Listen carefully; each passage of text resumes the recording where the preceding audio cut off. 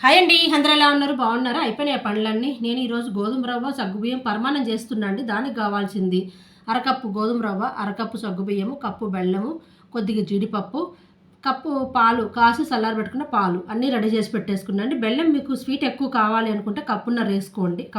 కప్పున్నర వేసుకోండి. మేము నార్మల్ తింటాం కాబట్టి ఒక కప్పు వేసాను. మీరు కావాలంటే ఒక కప్పున్నర వేసుకోండి. లేదంటే 2 కప్పులైనా వేసుకోవచ్చు తియ్యగా తినేవాళ్ళు.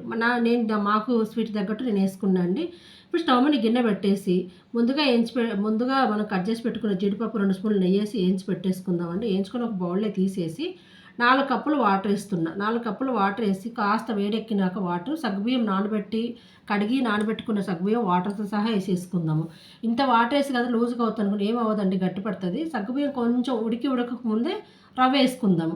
ఎందుకంటే ముందుగా మెత్తగా ఉడికిపోయినాయనుకోండి మళ్ళీ ఈ రవ్వ ఉడకాలి, బెల్లం కరగాలి. ఇదంతా అయ్యేలోపల మనకు జిగురులాగా అయిపోయి టేస్ట్ బాగుండదనమాట. ఇలా కొంచెం ఉడకక ముందే ఏసేసామనుకోండి మనకు సగ్గుబియ్యము చక్కగా కనిపిస్తుంటాయి బాగుంటుందనమాట. ఇప్పుడు రవ్వ కాస్త ఉడికిన తర్వాత బెల్లం ఏసేసుకుందాం. బెల్లం ఏసేసి రవ్వ, బెల్లం, సగ్గుబియ్యం 3 దగ్గరికి అయిపోతాయి కాబట్టి ఇప్పుడు ఇలాచీ పొడేసుకుందాం. ఇలాచీ పొడేసేసుకొని చక్కగా కలిపేసుకొని స్టవ్ బంద్ చేసుకుందామండి. స్టవ్ బంద్ చేసేసి కాసి చల్లారబెట్టుకున్న పాలున్నాయి కదా!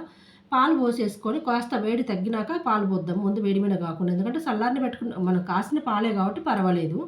కొంచెం వేడి తగ్గినాక పాలు పోసేసుకొని అయినా కాస్త వేడిగా ఉందిలెండి పర్వాలేదు ఏమి ఇరిగిపోవు. మూత పెట్టేసుకొని కొద్దిసేపు వదిలేసుకొని ముందుగా మనం నేతిలో వేయించుకున్న జీడిపప్పు, నెయ్యి మీరు తినేటప్పుడైనా వేసుకోవచ్చు, ఇప్పుడైనా వేసుకోవచ్చు. నేనైతే ఇప్పుడే వేస్తున్నా. నెయ్యి 2 స్పూన్లు, జీడిపప్పు వేయించి పెట్టుకున్నాక జీడిపప్పు వేసేసుకొని కమ్మటి ప్రసాదం రెడీ అయిపోయింది. దేవుడి దగ్గర పెట్టేసుకొని మనం కూడా తిని పెట్టేద్దాము.